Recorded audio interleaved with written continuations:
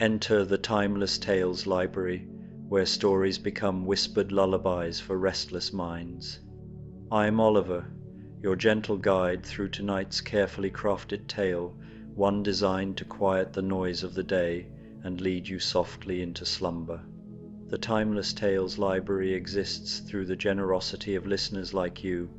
If these stories have brought you solace, please subscribe and help us continue weaving these tranquil escapes.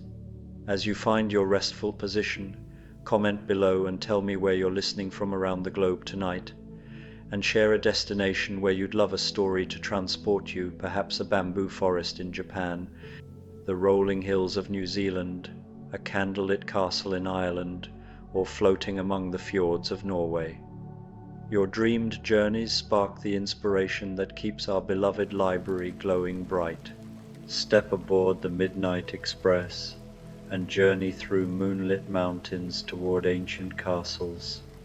Let the rhythmic sound of the rails carry you deeper into dreams as familiar shadows welcome you home to Transylvania's gentle embrace. Now, take a slow, deep breath and let the day's clutter slip away like soft ripples fading across a still lake. Tonight, you're not in your room, you're stepping into the velvet alcove of the Timeless Tales library. This intimate chamber is draped in rich, velvety curtains that glow faintly with a deep, comforting warmth. Shelves of polished ebony line the walls, each book a shimmering gem of a story, waiting to unfold its secrets. The air is soft with the scent of aged leather and a hint of lavender, wrapping you in a quiet embrace. Feel your body melt into the plush comfort of your bed, your own cozy nook within this serene alcove. Release the tension in your feet, your hands, your neck. Let the gentle hush of the room settle over you like a soft blanket of calm. Step forward and run your fingers along the spines of the books. Let the stories of the velvet alcove weave their way into your mind, guiding you into a restful, dreamlike peace. The evening platform is quiet, wrapped in the softest fog that clings to the gas lamps like gossamer veils. You stand with your traveling case at your feet, watching the mist swirl and dance in patterns that seem almost alive, almost deliberate in their graceful movements.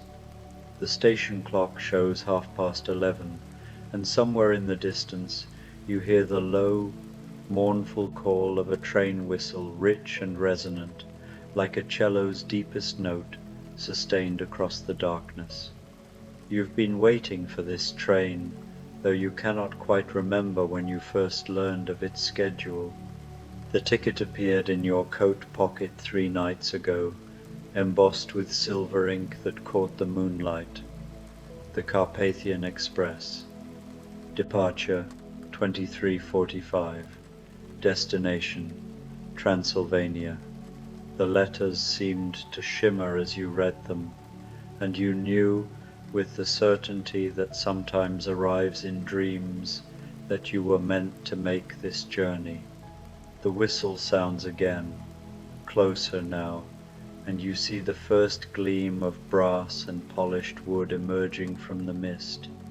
The locomotive arrives with surprising quietness, its great wheels turning with a rhythm that sounds less like machinery and more like breathing steady, ancient, eternal. Steam rises from beneath the carriages in soft white plumes, adding to the fog that embraces everything in its gentle, concealing warmth. The train is magnificent. Each carriage is painted in deep burgundy, trimmed with gold that has mellowed to a soft amber glow. The windows are tall and arched, their glass slightly warped with age, catching and bending the lamplight into pools of honey and amber.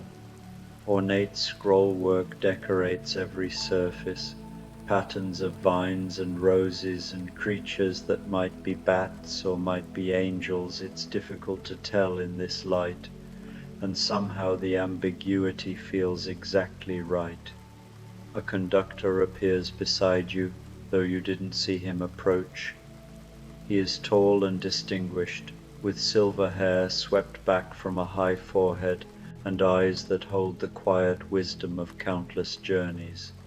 His uniform is impeccable, midnight blue with brass buttons that gleam softly, and a cap adorned with the same subtle embroidery that decorates the train itself. "Good evening," he says, and his voice is like aged velvet, warm and comforting. "Your compartment is ready. We've been expecting you."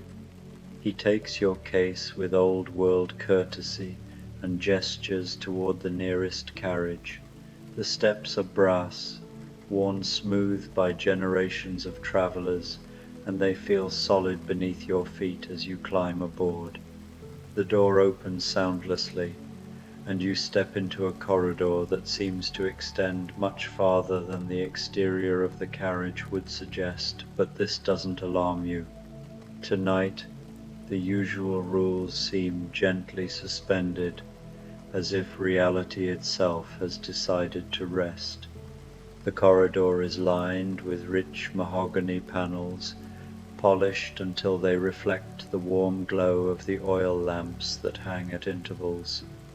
A Persian runner in deep crimsons and blues muffles your footsteps, and the air smells faintly of beeswax and old books, and something sweeter roses, perhaps, or night-blooming jasmine.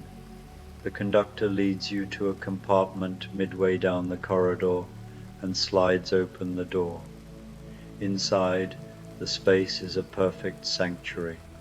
The seats are upholstered in burgundy velvet, deep and soft, with cushions that seem to anticipate the exact shape of comfort you need. A small table by the window is set with a crystal carafe of dark red liquid wine or perhaps cherry cordial and a single glass. The window itself is draped with heavy curtains of midnight blue, held back with golden cords to reveal the misty platform outside. "We depart in 3 minutes," the conductor says softly. "If you need anything during the journey, simply ring." He indicates a brass pull beside the door, then bows slightly and withdraws, closing the door with a whisper of wood on wood. You settle into your seat, feeling the velvet embrace you like a gentle hand. The cushions are exactly the right softness, the temperature of the compartment exactly the right warmth. Outside, the last wisps of fog drift across the platform, and you hear the quiet sounds of final preparations. A door closing somewhere, a whistle blowing softly, the gentle hiss of steam. Then, with barely a tremor, the train begins to move. The motion is so smooth that you feel it less than you sense it, a subtle shifting, as if the world outside has decided to drift past your window rather than the train moving through it.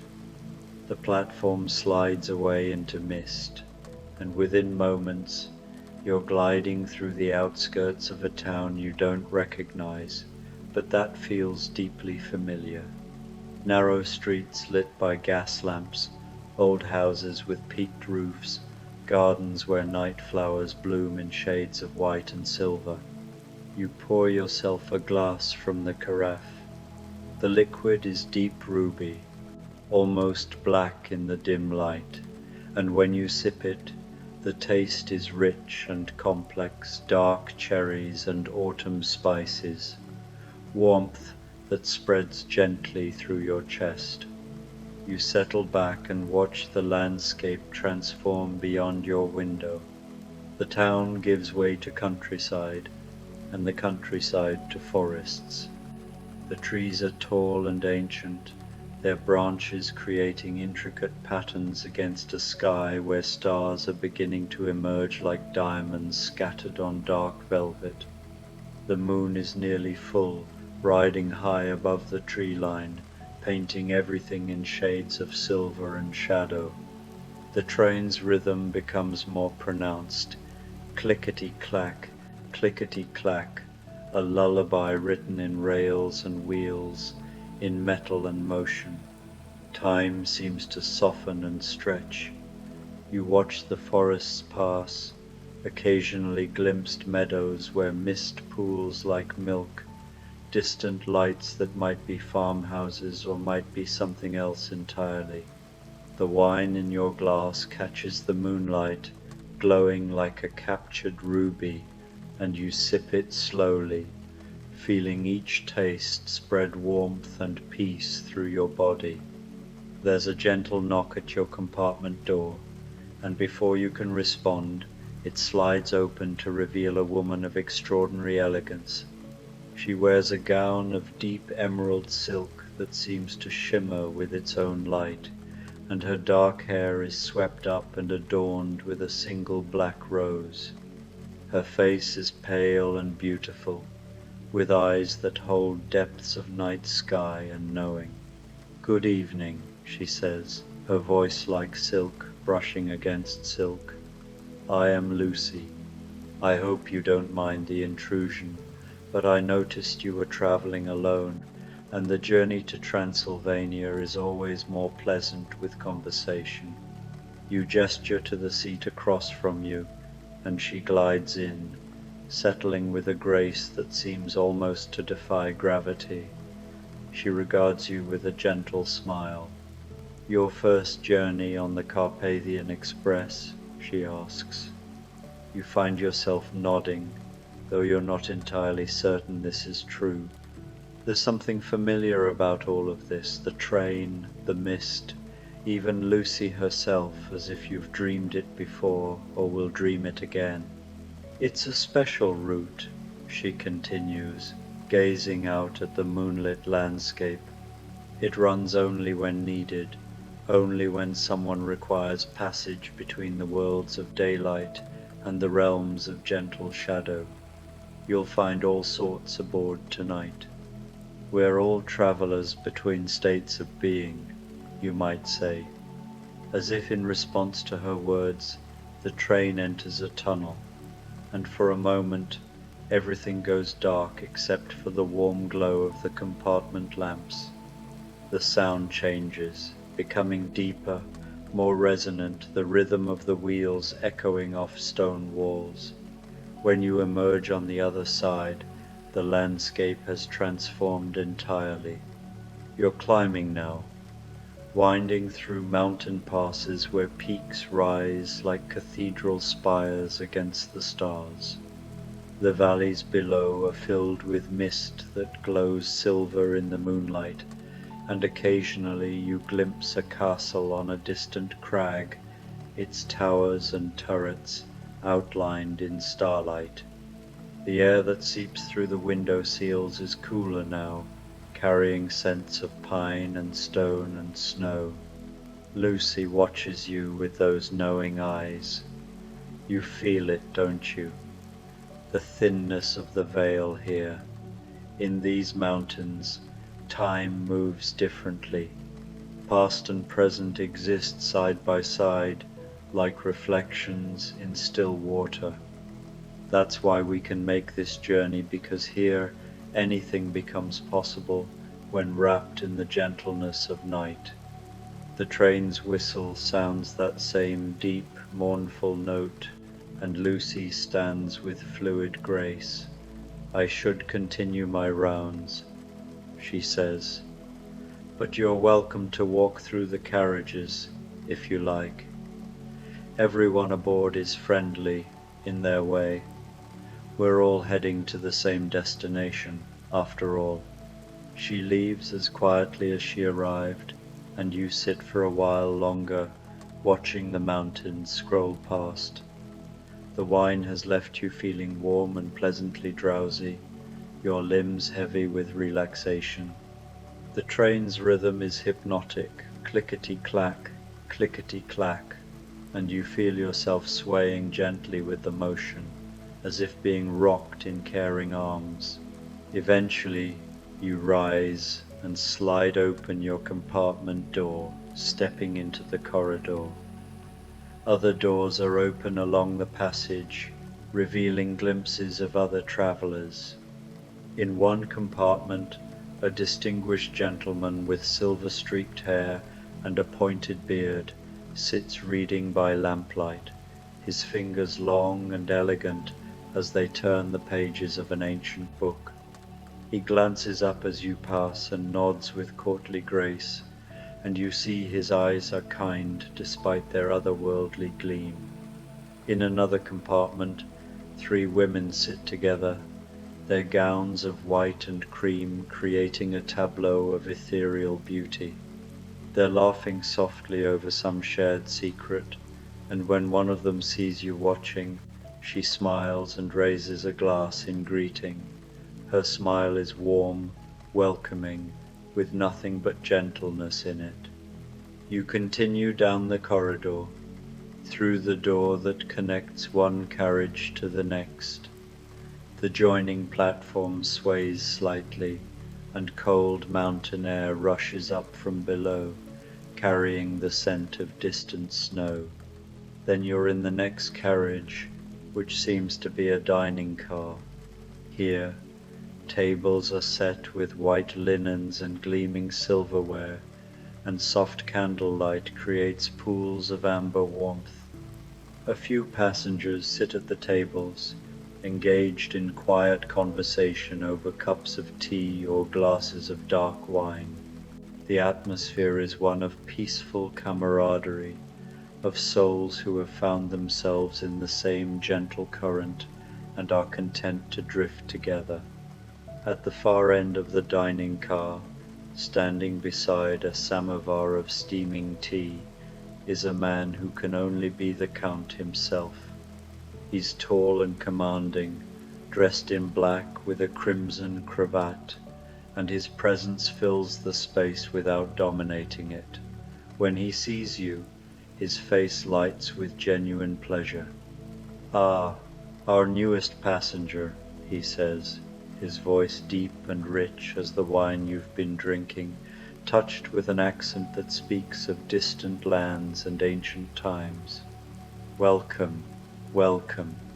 Please, join me for tea, or something stronger if you prefer."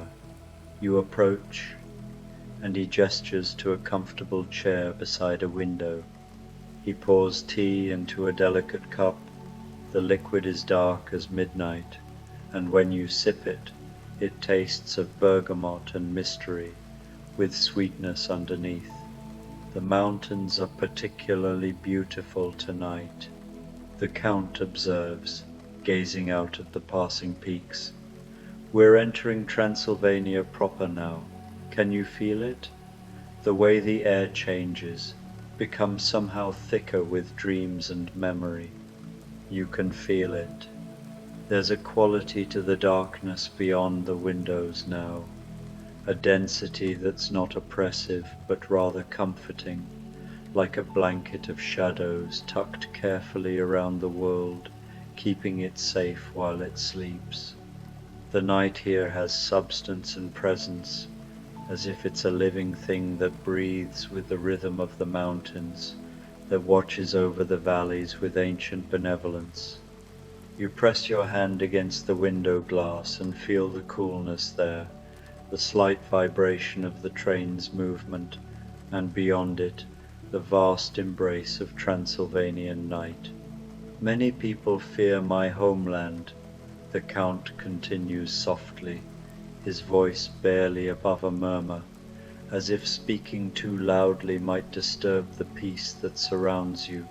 They tell stories, tales of terror and darkness, of creatures that hunt and harm. But those who travel this route know better. Those who come here with open hearts and quiet minds discover the truth. He gestures toward the window, toward the mountains and forests sliding past. Yes, there are mysteries here, and shadows, and things that exist in the spaces between heartbeats. Ancient powers dwell in these peaks. Old magic runs through these forests like sap through trees. But there is also peace, deep, ancient peace that predates human fear, that understands rest is sacred and sanctuary is a gift to be honored. The peace of mountains that have stood for millennia, weathering ice ages and earthquakes and the countless small dramas of human history, remaining unmoved and unmovable.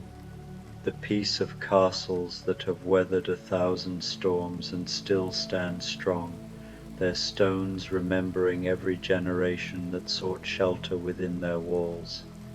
The peace of traditions that connect us to all who came before, the rituals of hospitality, the offering of warmth and rest to travelers, the understanding that every soul deserves a place to lay down its burdens.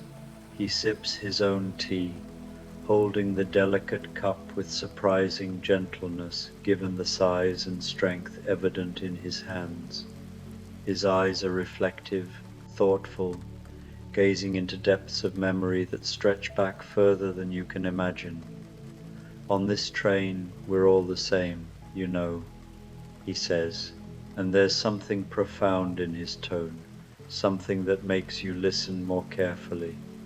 All travelers through the night, all seekers of something beyond the ordinary daylight world, all seeking something: rest, understanding, a place where we belong, acceptance for what we truly are, beneath the masks we wear for the waking world. It doesn't matter whether our hearts beat with the steady rhythm of mortal life, or whether we've transcended such mundane necessities, whether we breathe, or whether we've learned to exist on moonlight and memory. What matters is the journey, and the gentleness with which we treat one another along the way.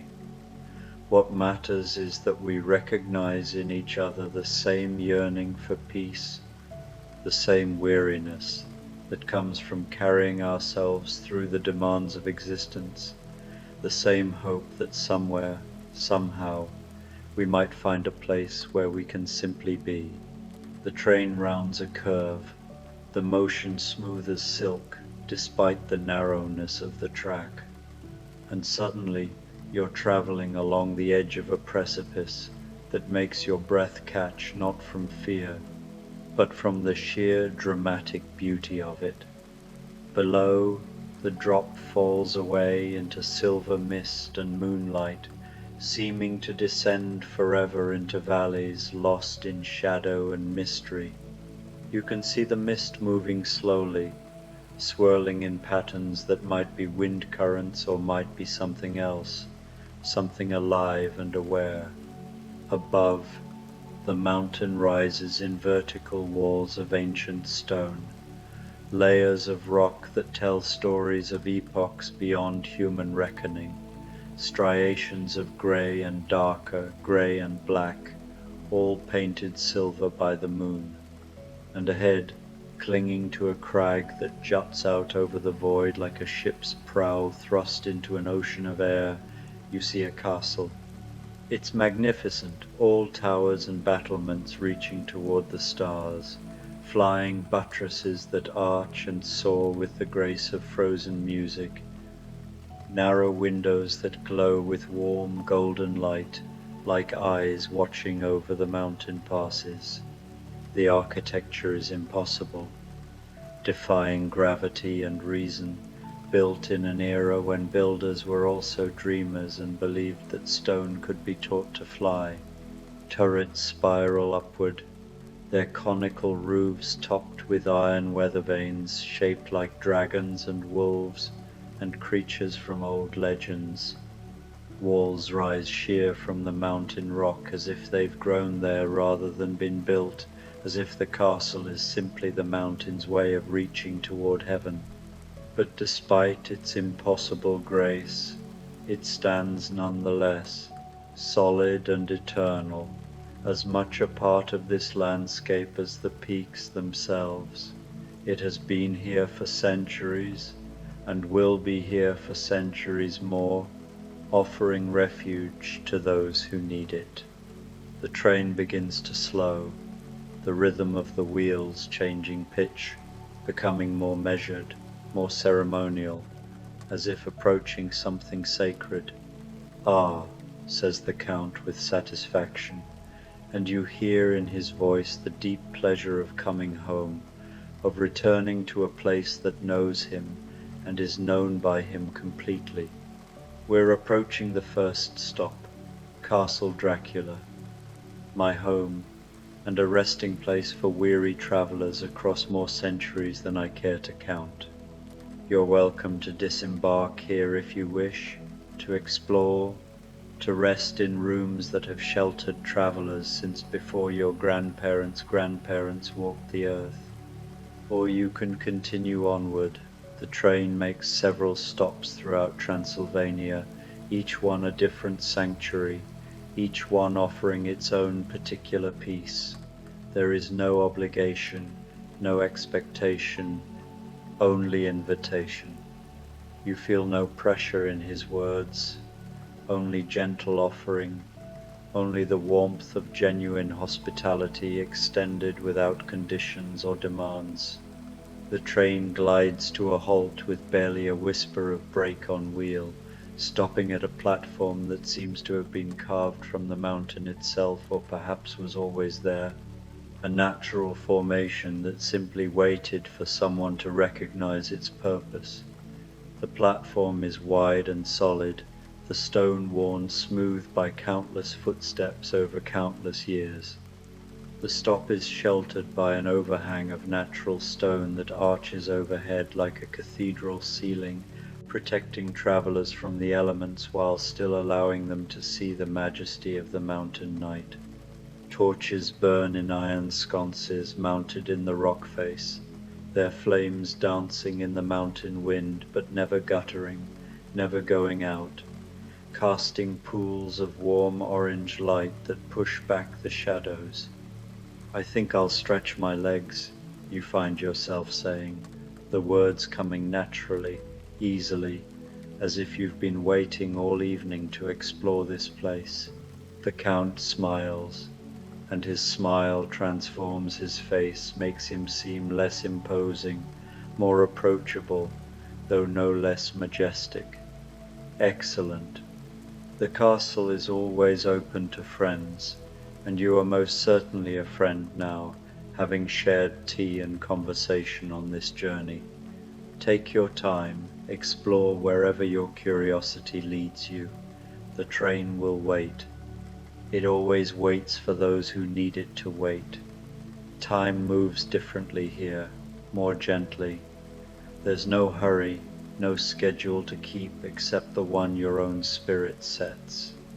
You rise from your seat, feeling the pleasant looseness in your limbs that comes from deep relaxation, and make your way to the door.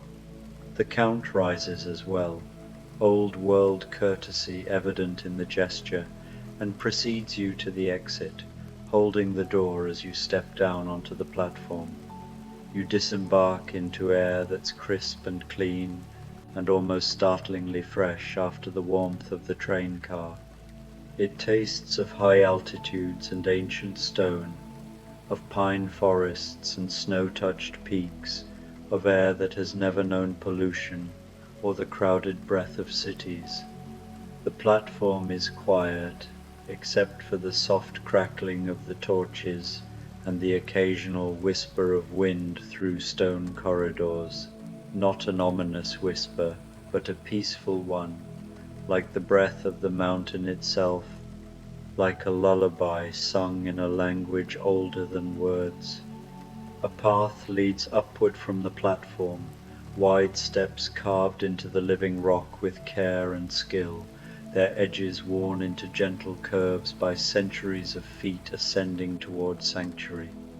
The steps are broad and shallow, easy to climb, designed for tired travelers, for those carrying burdens, for those who need the journey to the castle to be gentle rather than arduous. You climb slowly, in no hurry, taking time to feel the solid stone beneath your feet, each step grounding you, connecting you to earth and mountain and ancient places. You take time to breathe the mountain air deep into your lungs, feeling it cleanse and refresh you from the inside. Above, stars wheel in silent majesty, so bright and numerous without the interference of city lights that they seem to pulse with their own gentle light, seem close enough to touch. The moon bathes everything in silver, the stone steps, the mountain face, the distant peaks, making the stone path glow softly as if lit from within, easy to follow even without the torches that line the way at intervals. The castle gate stands open, welcoming, massive iron-bound doors that must weigh tons thrown back, as if they weigh nothing, as if they stand always ready to receive guests. You pass beneath an arch carved with roses and wolves, symbols intertwined in an endless pattern that repeats and flows with hypnotic grace. The roses are depicted in full bloom, their petals layered with loving detail, and the wolves are shown not snarling or threatening, but with heads raised, howling at a carved moon, wild and free but not dangerous. The symbols intertwine as equals, beauty and wildness, cultivation and nature, all existing in harmony. Beyond is a courtyard that takes your breath with its beauty. At its center, a fountain plays water, cascading over tiers of carved stone, in patterns that create shifting music, splashing into a wide basin, where moonlight turns it to liquid silver. The fountain depicts wolves and roses again, water flowing from the mouths of wolf heads carved around the upper tier, spilling into roses carved into the lower levels, so that water becomes petals, wildness becomes beauty. The sound is mesmerizing, soft laughter, gentle applause, the musical voice of water that has flowed here for centuries and will flow for centuries more. More of the train's passengers have disembarked, and you see them now scattered throughout the courtyard and the gardens that surround it, each finding their own peace, their own place to rest and wonder. You see Lucy in the garden that stretches to one side of the courtyard, examining night-blooming flowers with an expression of quiet joy, bending to smell their perfume, trailing her fingers across petals that are closed to sun but open to moonlight.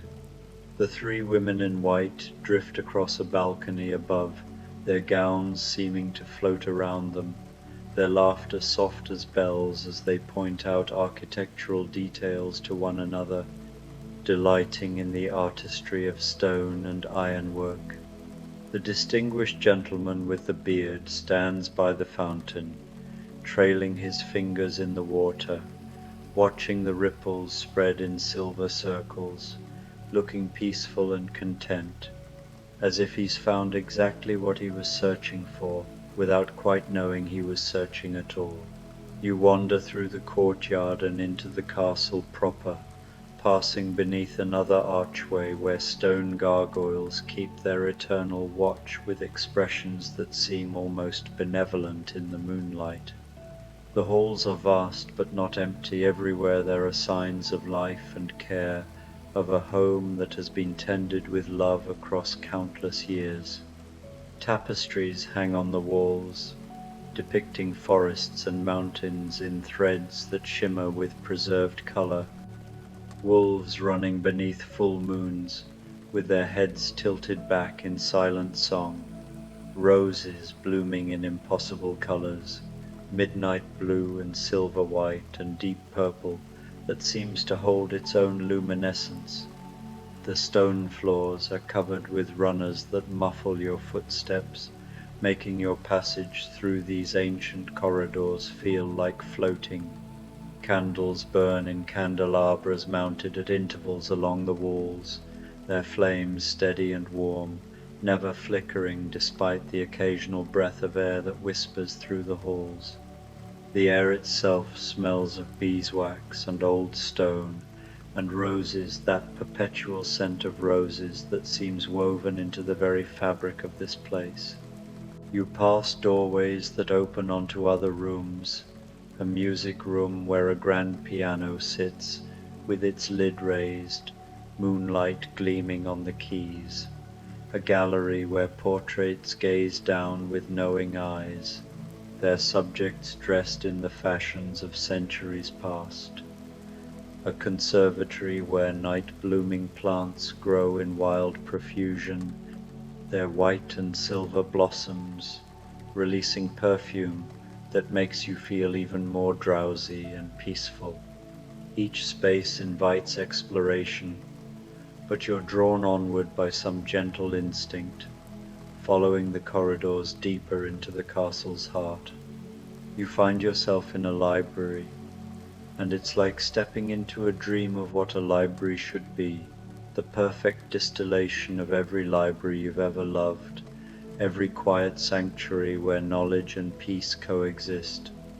Walls of books rise to a ceiling lost in shadow far above, the spines arranged in colors that create their own art, burgundies and forest greens, midnight blues and rich browns, gilt lettering catching the light like captured stars. Rolling ladders stand ready to access the higher shelves, their brass rails polished smooth by generations of use. Comfortable chairs are arranged throughout the space, each positioned to take advantage of the warm pools of light cast by standing lamps with stained glass shades. The centerpiece is a massive fireplace, its mantel carved with scenes of forests and castles, and in the hearth, flames dance in shades of gold and amber and deep red, moving in patterns that seem almost choreographed, without consuming the logs. They touch a fire that will burn forever without needing fuel, kept alight by some deeper magic. You sink into one of the chairs positioned before the fireplace, and the leather embraces you like a dear friend you haven't seen in years. The cushion beneath you molds perfectly to your form, and there's a footstool at exactly the right distance, upholstered in burgundy velvet worn soft with age. You stretch out your legs and simply rest, watching the fire's hypnotic movement, the way the flames leap and curl and settle, creating shadows that dance across the spines of nearby books. The warmth spreads through you, not the harsh heat of a working fire, but a gentle, pervasive warmth that seems to sink into your bones and ease tensions you didn't know you were carrying. On a small table beside your chair, you notice a book has been left open, as if someone just set it down. The pages are illuminated manuscript, beautiful medieval letters decorated with gold leaf and tiny paintings, in the margins scenes of gardens and castles and peaceful countryside. You don't read the words, just let your eyes rest on the beauty of it, appreciating the care someone took centuries ago to make even the act of reading a beautiful experience. Time passes, you're not sure how much, it doesn't seem important. Minutes might be hours, or hours might be minutes. The usual measuring sticks of time have been gently set aside. Other passengers drift in and out of the library, their movements slow and peaceful. The gentleman with the silver beard selects a volume from a high shelf, settling into a chair across the room with a contented sigh. The three women in white gather around a table, examining what appears to be an ancient atlas, tracing routes across maps with their pale fingers while murmuring to each other in tones too soft to hear. Someone else, a figure you glimpse only in peripheral vision, stands before the shelves, simply reading titles, running fingers along the spines as if greeting old friends. There's a sense of community here, of shared peace, but also of respect for solitude, for the private space each soul needs to truly rest. No one speaks loudly or intrudes on another's quiet. The library holds you all in its gentle embrace, asking nothing, offering everything. The fire continues its eternal dance, and you find your eyelids growing heavy as you watch it. You could sleep here, you think. You could stay in this chair for days or years, warm and safe and perfectly comfortable. But even as the thought forms, you hear the train's whistle in the distance, that same deep, resonant note, gentle and not urgent, simply a reminder that the journey continues for those who wish to continue it. The sound reaches through the castle walls, through stone and air, finding you in this peaceful sanctuary and offering you a choice. Stay or go, rest here or rest elsewhere, with no wrong answer, no pressure, only possibility. You rise slowly, reluctantly leaving the chair's embrace, but taking the peace you found there with you. You're feeling rested in a way that goes deeper than physical tiredness. It's as if some essential part of you has been renewed, some well that was running dry has been refilled. You make your way back through the library, trailing your fingers along a shelf of books as you pass, feeling the texture of leather and cloth bindings, the slight roughness of gilt letters. Then you're in the corridor again, retracing your steps through the castle's halls, past the conservatory where silver blossoms glow in moonlight, past the gallery where painted eyes watch with benevolence, past the music room where you swear you hear a soft melody, though no one sits at the piano. You cross the courtyard where the fountain still plays its eternal song, water catching starlight and turning it into liquid music. You descend the stone steps to the platform, feeling each step solid beneath your feet, connecting you to earth and stone and ancient mountain.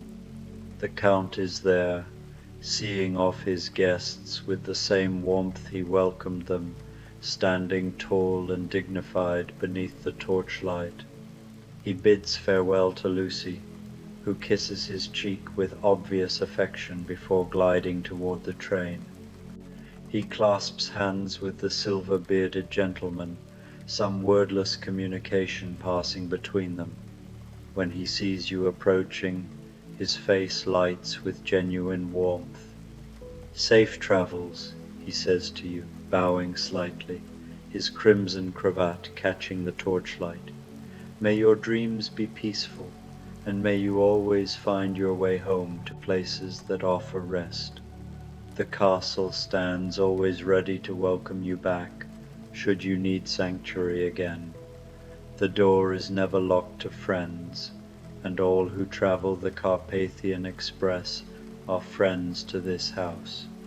His words feel like a blessing, and you carry them with you as you board the train again, climbing the brass steps and walking down the familiar corridor to your compartment.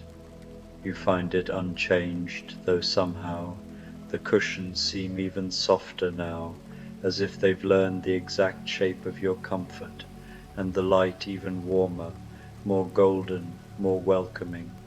Through the window you watch as the Count raises one hand in farewell, his tall figure outlined in torchlight and moonlight, a guardian seeing his guests safely on their way.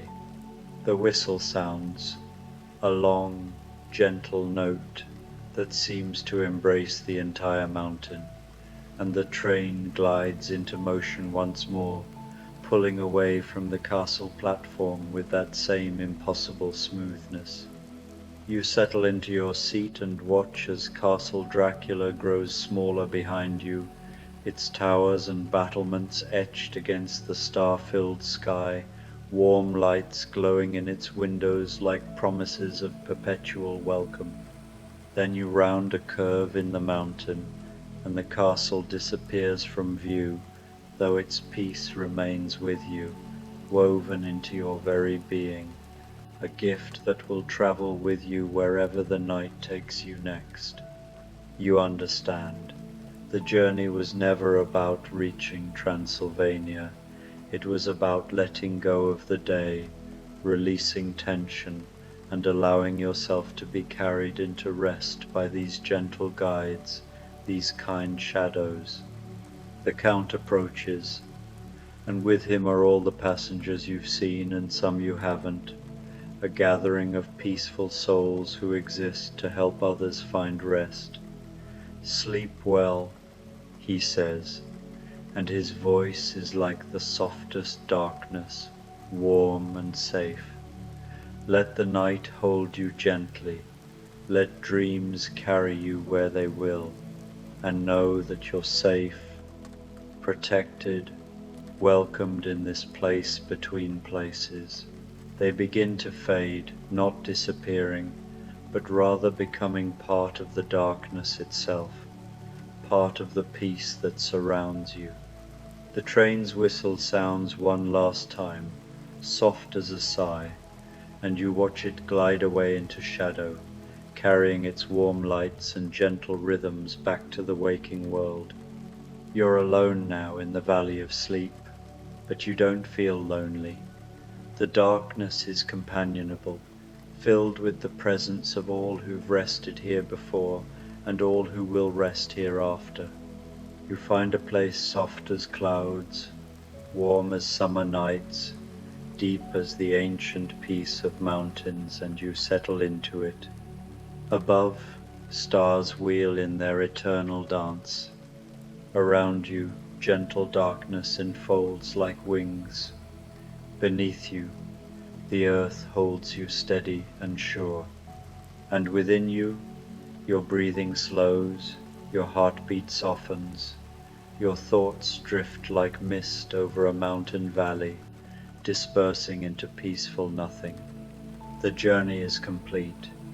The train has brought you exactly where you needed to be, and now, cradled in Transylvania's gentlest shadows, wrapped in the kindness of creatures who understand the blessing of rest, you allow yourself to sink deeper, deeper into the soft embrace of sleep. The night watches over you, the mountains stand their ancient guard, and you, safe in the Valley of Sleep, drift into dreams as gentle as moonlight, as peaceful as the space between heartbeats, as deep as the love that wishes all weary travelers good rest, sweet dreams, and the promise of renewal with dawn. Sleep now, sleep deep, sleep well. The Carpathian Express has delivered you home to peace.